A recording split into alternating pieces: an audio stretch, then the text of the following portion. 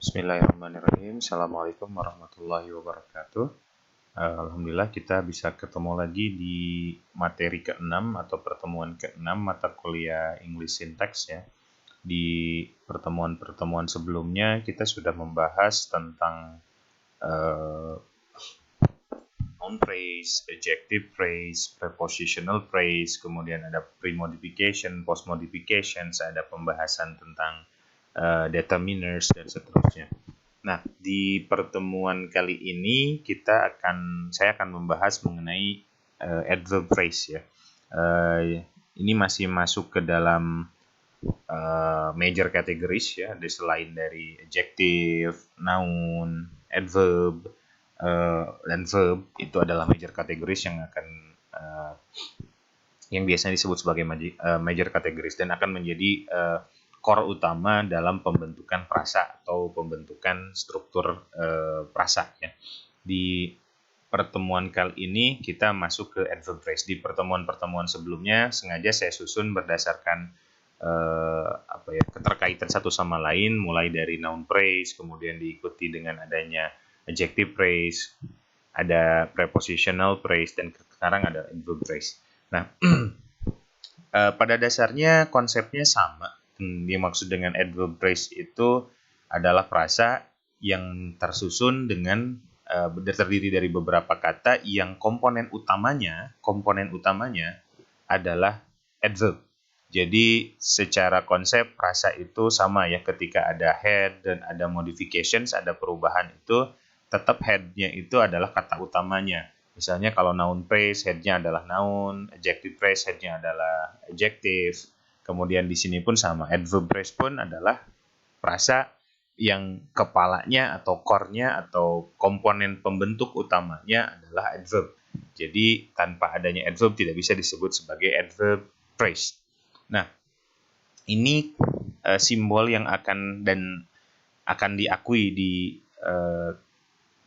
yang kita anut oleh kita, yaitu adverb phrase dengan simbol ADVT, dan adverb ada ADV, dan nanti ada degree. Ada yang menyebutnya degree adverb, ada juga yang menyebutnya degree. Ini ada dua penyebutan, silahkan Anda bisa menggunakan salah satunya atau bahkan ada yang menggunakan adverb secara redundant. Nanti kita akan bahas secara lebih praktis di bagian tentang degree adverb itu nanti.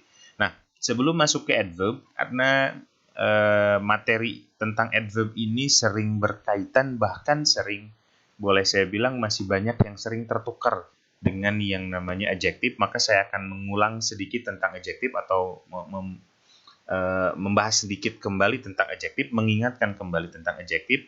Dari segi simbol, ini meskipun dimulai dengan inisial huruf A, misalnya adjective dan adverb, ini pensimbolannya berbeda ya. Jadi kalau adverb ADV, tapi kalau adjective A atau AP. Ini tidak boleh tertukar, karena ketika disimbolkan, ketika dikodekan, orang akan membaca berdasarkan simbol tersebut.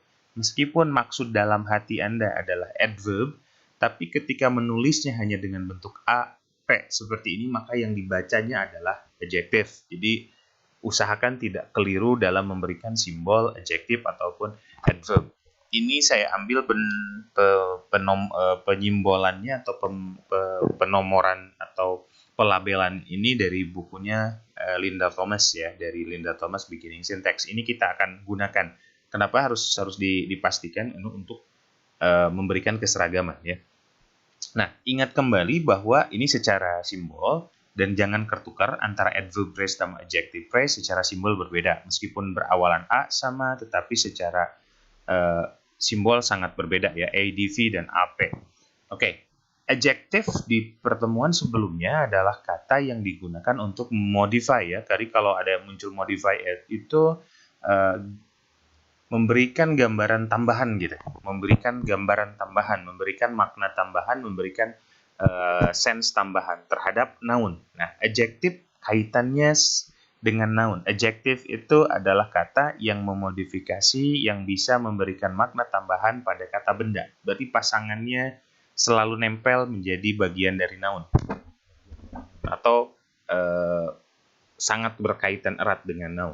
Misalnya nih contoh-contoh kemarin, difficult situations, kata difficult di sini menjelaskan kata situation. Situation adalah kata benda. The young boy, young-nya menjelaskan kata boy. That lovely picture, picture-nya kata bendanya dijelaskan dengan lovely. Ini juga sama, jangan terjebak dengan adanya akhiran li selalu adverb, tidak ya. Tidak semua yang berakhiran li itu adverb. Kemudian ada fat dogs. Nah ini contoh misalnya kata fat ini menjelaskan kata dog ya. Kemudian ada the brave heart. Kata brave ini menjelaskan kata heart, berarti kata brave ini adalah adjective. Nah, ini yang harus dicamkan baik-baik bahwa yang namanya adjective adalah tingkah lakunya secara tingkah laku, secara gramatikal, secara tata bahasa dia adalah kata yang menjelaskan kata benda. Nah, kenapa harus saya sering sebutkan berulang meskipun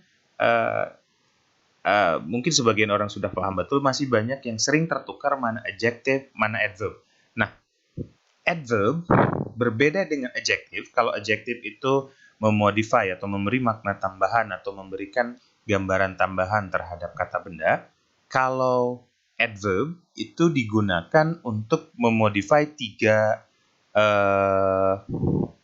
secara prasa atau secara kata ada tiga kata yang bisa dimodify oleh adverb, yaitu adverb bisa memodify verb, kata kerja, adverb bisa memodify adjective, adverb bisa memodify another adverb, dan satu lagi adverb modify a sentence. Jadi ada untuk level prasa atau word, adverb itu bisa memodifikasi tiga kata utama, yaitu verb, adjective, dan another adverb. Dan satu lagi adalah adverb yang memodify sentence. Kita akan bahas 4 fungsi dari adverb ini. 4 fungsi dari adverb ini ya. Pertama kita lihat di yang pertama, bahasan pertama, bahwa adverb itu bisa memberikan makna tambahan terhadap kata kerja, bisa memodify. Jadi kalau ada modify bisa kita simpulkan, bisa, kalau saya lebih menggunakan istilah memberikan gambaran tambahan, deskripsi tambahan terhadap gitu ya, kalau ada modify. Misalnya ada kalimat the man smiled warmly. Warmly di sini sebetulnya kalimat ini udah selesai di the man smiled. Sudah selesai, kalimat itu sudah utuh gitu ya. Tetapi misalnya penulis atau penutur ingin memberikan makna tambahan, bagaimana sih orang tersebut smile-nya, tersenyumnya seperti apa, dengan ramahkah, tersenyum bahagiakah, tersenyum sedihkah? Kita tambahkan adverb. Ini salah satu fungsi adverb untuk memberikan gambaran tambahan terhadap kata kerja. Jadi kita lebih tahu, senyumnya itu senyum yang seperti apa, how did the man smile. Nah, ini contohnya. Warmly di sini modify, atau saya sebut tadi istilahnya gives more description on, lebih memberikan makna tambahan atau gambaran tambahan terhadap kata smile yang digunakan sebagai kata kerjanya. Smile adalah kata kerja dimodified oleh kata warmly. Atau misalnya kalimat yang kedua, Philip sings loudly in the shower. Philip sings loudly. Kata loudly di sini memberikan makna tambahan bagaimana si Philip sings, bagaimana si Philip bernyanyi. Loudly ini memodify, memberikan makna tambahan terhadap kata kerja sings.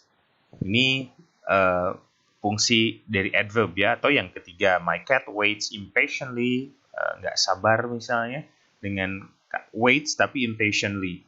Nah, ini juga menunjukkan bahwa impatiently ini adalah adverb yang memodifikasi kata wait. Wait adalah kata kerja di sini. Jadi ini fungsi pertama dari adverb. Adverb atau tingkah laku pertama adverb, memodifikasi, memberikan makna tambahan terhadap kata kerja, terhadap verb. Di sini terhadap kata verb smile, sings, waits ya.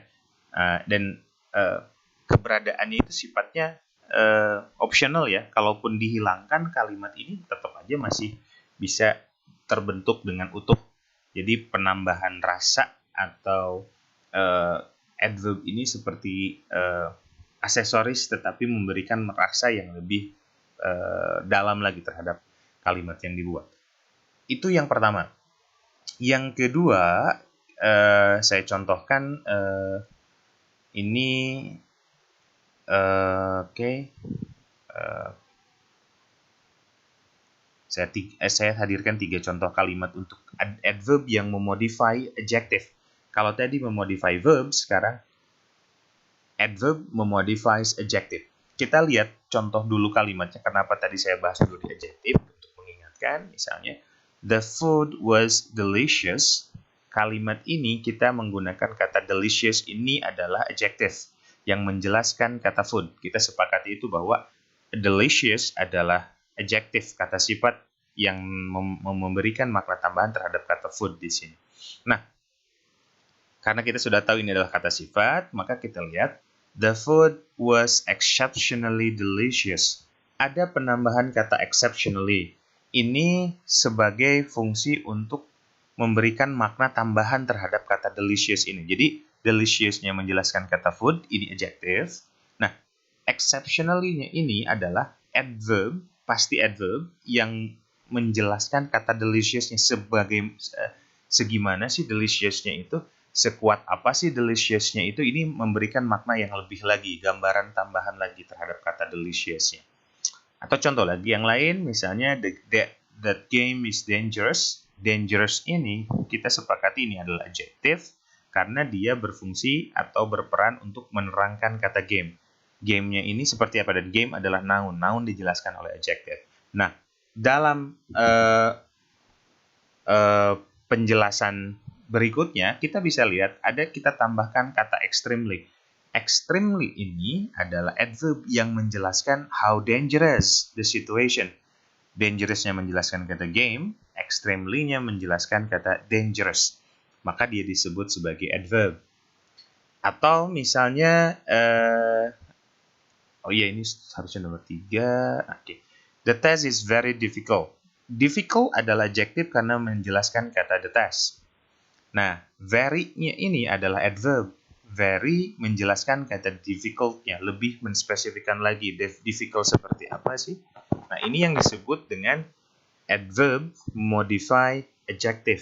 Ada adverb yang memberikan makna tambahan, memberikan sense tambahan terhadap adjective. Itu fungsi kedua dari adverb. Ya. Dan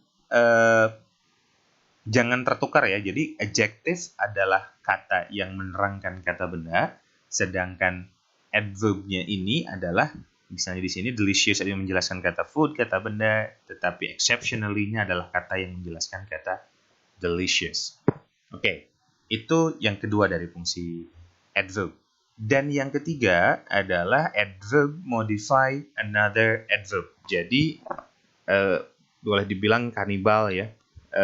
Adverb menjelaskan adverb yang lain atau memberikan makna tambahan kepada adverb yang lain.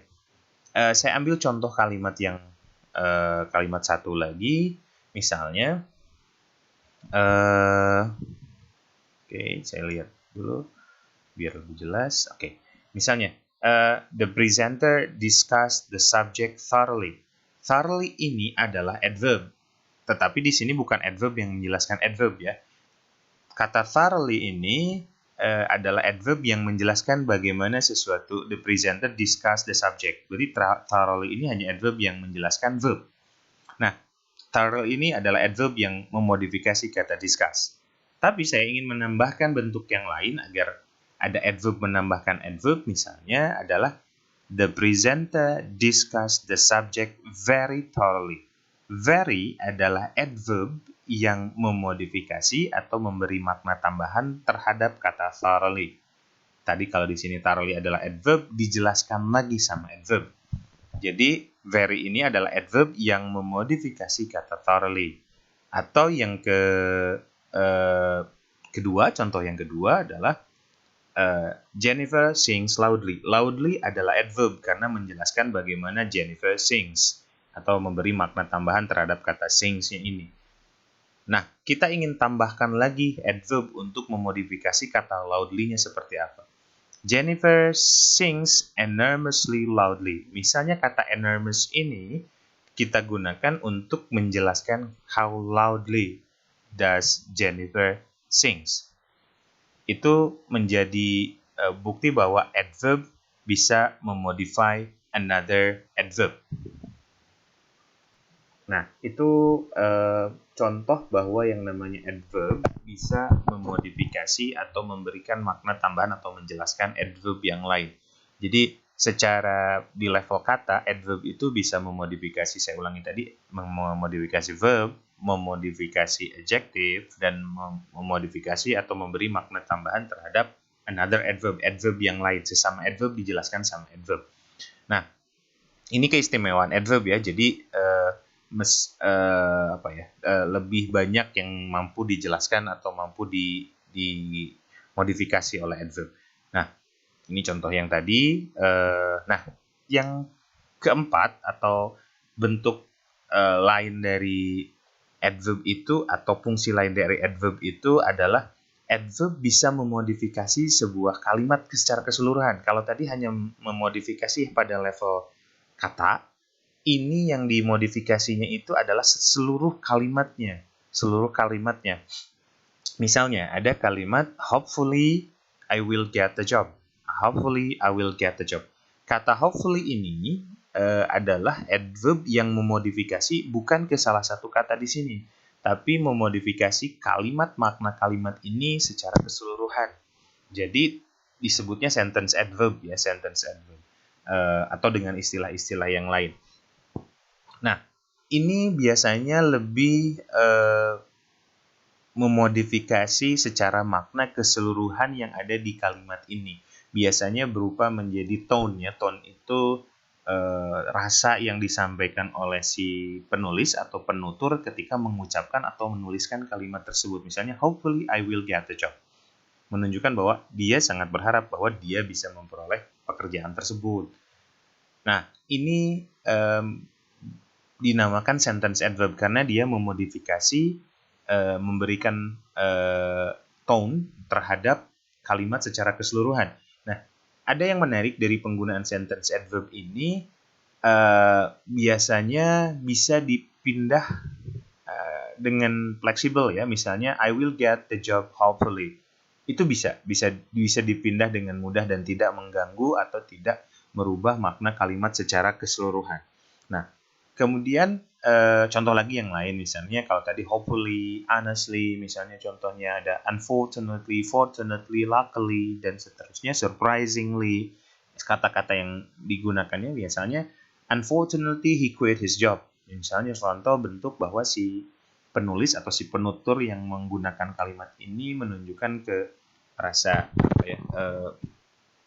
penyesalannya terhadap apa yang terjadi di kalimat. Sayangnya dia sudah berhenti dari pekerjaannya. Nah, ini disebut dengan sentence adverb. Kalau yang 3 tadi di atas lebih adverb kaitannya dengan kata per kata. Kalau ini adalah adverb menjelaskan the whole sentence, the whole informations in the sentence, the whole ideas in the sentence. Jadi berkaitan secara makna. Nah, ini bentuk atau fungsi dari adverb secara umum ya, secara umum. Nah, jangan tertukar pula adverb dengan adverbial. Di pertemuan-pertemuan awal saya sudah membedakan kita berbicara form dan function.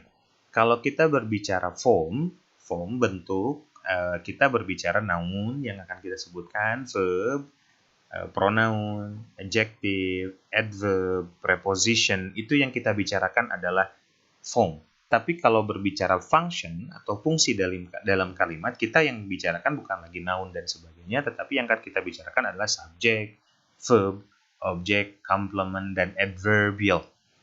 Complement dan adverbial itu harus bisa dibedakan mana form, mana function. Jadi kalau berbicara ini fungsinya apa dalam kalimat, tidak bisa kita menyebutkan fungsinya sebagai noun. Tidak, tapi fungsinya adalah sebagai subject. Fungsinya sebagai predicator.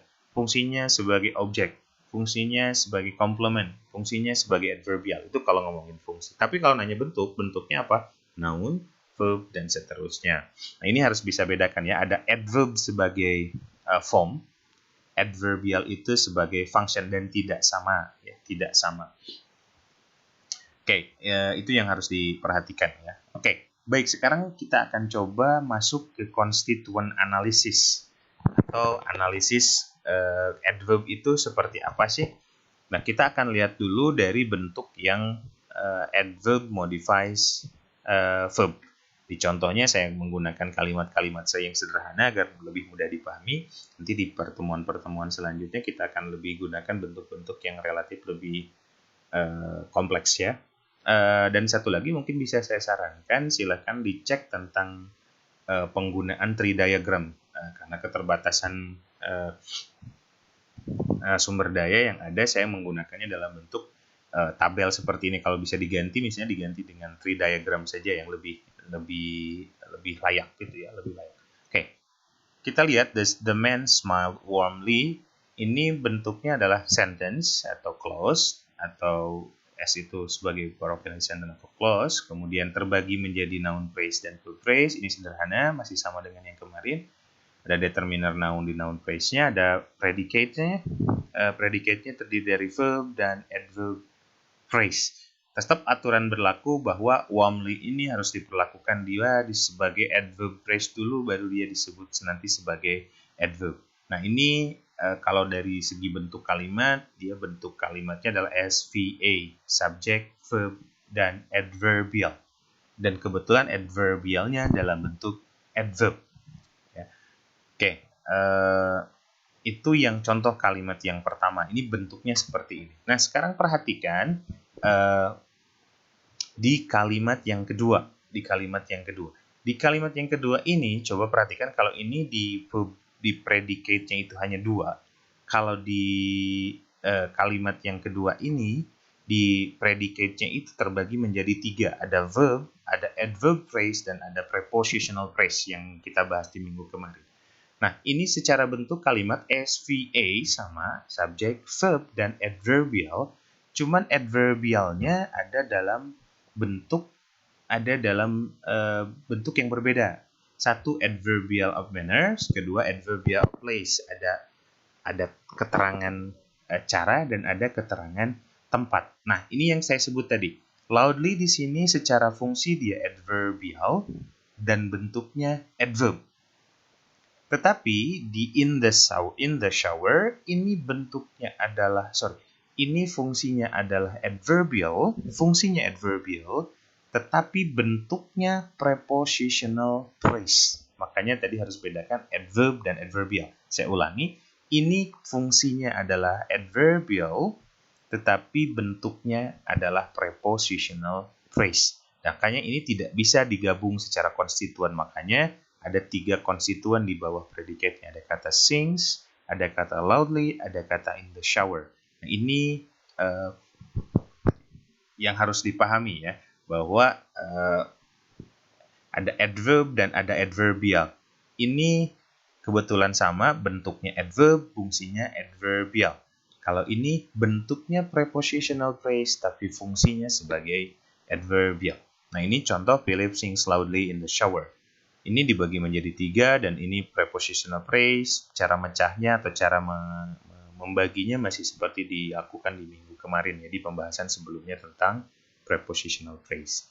Nah, sekarang kalau di sini tidak ada masalah sebetulnya, karena di sini head-nya itu adverb phrase sendiri, jadi dia tidak nempel ke konstituen apapun. Nah, yang akan menarik adalah ketika adverb memodify adjective.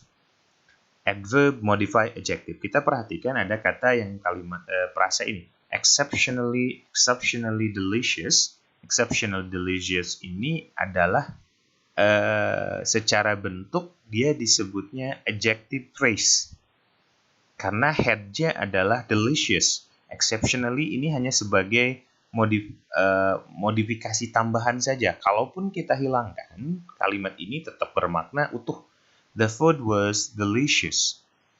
Tetapi kalau delicious-nya kita buang, ya sebaliknya, kalau delicious-nya yang kita buang, ini kalimat ini menjadi tidak bermakna. Itulah kenapa kita harus bisa membedakan mana head mana yang modifications ya. Ini kalau begini kalimatnya menjadi salah. The food was exceptionally, ini tidak bisa diterima.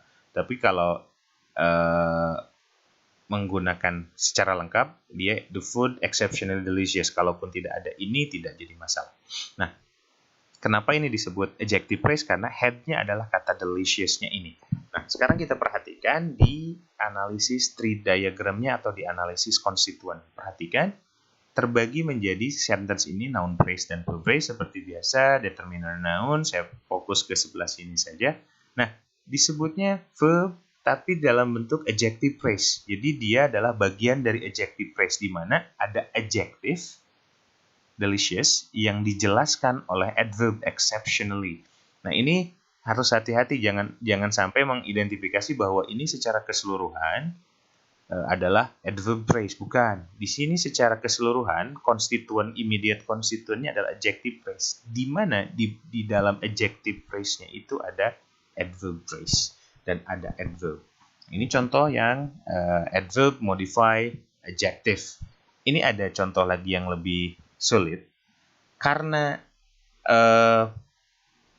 adverb itu bisa memodifikasi adjective, maka karena posisinya yang bisa nempel dengan adjective, maka adverb itu bisa nempel juga di noun phrase. Misalnya begini, my brother had a very difficult test. Had a very difficult test. A very difficult test ini secara rasa ini disebutnya noun phrase. Head-nya karena head-nya adalah kata testnya ini atau noun. Meskipun di sini ada adjective, di adjective ada adverb. Nah, ini tetap head-nya adalah kata test karena kalaupun kita hilangkan kalimat ini tanpa very difficult pun ini sudah selesai. My brother had a test. Cuman kita ingin menggambarkan tesnya kayak gimana sih? Nah, kita tambahkan adjective dan adverb. A very difficult test misalnya. Nah, yang menarik adalah ini harus hati-hati bahwa adverb itu bisa nempel di adjective. Karena adjective bisa nempel di noun phrase, maka ada kemungkinan adverb phrase itu nempel atau ikut di konstituen noun phrase. Bukan ke nounnya, tapi ikut nempel ya, karena dia menjelaskan adjective. Jadi kalau boleh diurut, kata difficult ini menjelaskan kata test, nah kata very ini menjelaskan kata difficult. Ini prinsip satu kata diterangkan oleh kata yang lain atau satu kata menerangkan kata yang lain. Maka jangan heran di sini tidak muncul konstituen di atasnya itu konstituen adverb phrase tapi noun phrase, di mana noun phrase-nya terdiri atas nanti determiner noun phrase, noun phrase-nya ada adjective phrase dan noun. Nah, adjective phrase-nya ini berisikan adverb. Itu penjelasan mengenai adverb yang memodify adjective. Dan yang ketiga adalah ini bentuk yang adverb modify another adverb. Tadi contohnya adalah the presenter discuss the subject very thoroughly. Nah, ada very dan thoroughly. Thoroughly menjelaskan kata discuss disebut adverb, very menjelaskan kata thoroughly. Di sini bisa kita lihat sebetulnya lebih sederhana ya, lebih sederhana. Di mana very thoroughly ini thoroughly disebut sebagai adverb phrase. Ada adverb menerangkan adverb, maka head-nya adalah adverb. Nah, di kalimat ini lebih sederhana ya, adverb phrase terdiri dari adverb menjelaskan adverb. Cuman ada sedikit perbedaan di sini, perbedaan penggunaan. Ternyata tidak menggunakan sebagian grammarian tidak menggunakan adverb menerangkan adverb. Tapi adverb yang pertama yang menerangkan atau yang memodifikasi kata very ini tidak disebut adverb, tapi disebut degree atau deg. Secara penulisan deg. Tadi yang saya bahas di awal ada deg. Degree ini yang kita sebut sebagai degree adverb. Very yang memberikan degree tingkatan sebagaimana seperti apa thoroughly-nya itu dilakukan. Ini jadi yang akan kita gunakan adalah yang ini. Jadi tidak menggunakan adverb menerangkan adverb, tapi kita akan menggunakan degree menerangkan adverb. Tapi ini juga degree adverb disebutnya, degree adverb menerangkan adverb. Biar sepakat, biar sepaham kita menggunakan istilah yang ini. Meskipun ini tidak salah. Boleh digunakan, tetapi kita untuk khusus di mata kuliah ini saya akan menggunakan istilah yang degree adverb untuk menjelaskan adverb. Ini pun sama dengan ketika kalimat Jennifer sings enormously loudly. Ini pun sama, kata enormously-nya itu tidak disebutkan sebagai adverb menerangkan adverb, tapi akan lebih cocok ketika digunakan degree menerangkan adverb ya. Jadi boleh menggunakan yang ini, adverb menerangkan adverb, atau boleh menggunakan degree menerangkan adverb.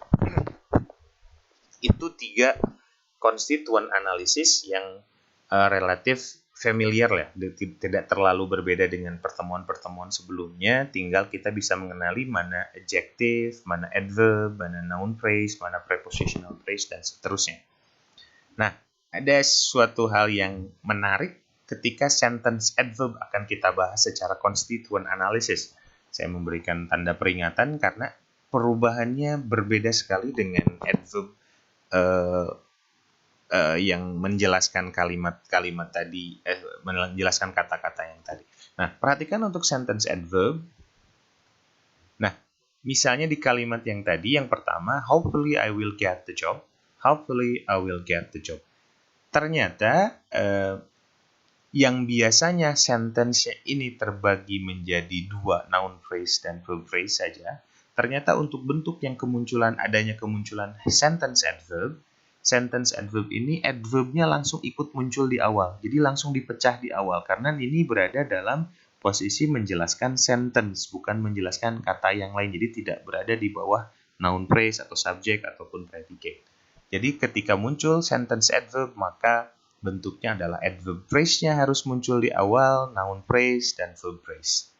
Nah, ataupun ketika dia disimpan di belakang karena sifatnya yang fleksibel, bisa ditaruh di depan atau disimpan di belakang, tidak mengurangi kalimat ini. Adverb phrase-nya masih tetap seperti ini, tidak berada di bawah noun phrase sebagai subjek ataupun predicate, tapi sejajar dengan subjek dan predicate ya. Ini hati-hati khusus untuk yang sentence adverb. Jangan sampai tertukar dengan adverb phrase yang tadi menerangkan adjective, menerangkan verb, atau menerangkan another adverb. Karena sentence adverb ini adalah adverb yang menjelaskan ke sentence secara keseluruhan. Ini contohnya ada yang hopefully I will get the job, will get the job hopefully. Kebetulan untuk bagian ini saya di part pertama sampai 7 pertemuan awal tidak akan membahas tentang verb phrase. Relatif verb kita simpan dulu, kita kunci dulu dalam satu kotak gitu ya. Jadi belum diuraikan, sebetulnya nanti bisa diuraikan kembali. Jadi ketika muncul bentuk frasa dalam verb, kita belum analisis secara detail dulu. Akan saya simpan untuk di pertemuan-pertemuan selanjutnya. Oke, ini contoh lagi yang satu lagi. Unfortunately, he quit his job. Unfortunately, he quit his job. Ini sama juga dengan penjelasan di kalimat sebelumnya. Pada dasarnya bentuknya sama ya, bentukannya sama, cuman beda kalimat saja. Adverbnya langsung muncul di awal, di konstituen paling pertama, tidak berada di konstituen bawahnya, tidak menjadi konstituen di bawah noun phrase ataupun verb phrase, tetapi berada menjadi konstituen di bawah sentence atau klausa yang sudah muncul di sini. Nah, itu perbedaan yang mencolok ya, khusus untuk bagian yang ketiga, bagian keempat berarti. Sentence adverb, jadi di mana adverb tersebut memodifies the whole information in the sentence, bukan ke kata bagian dari sentence tersebut. Ya, itu mungkin penjelasan dari saya tentang adverb dan adverb phrase. Mudah-mudahan bisa dipahami dengan baik. Mudah-mudahan apa yang saya sampaikan bisa ada manfaatnya. Terima kasih banyak. Assalamualaikum warahmatullahi wabarakatuh.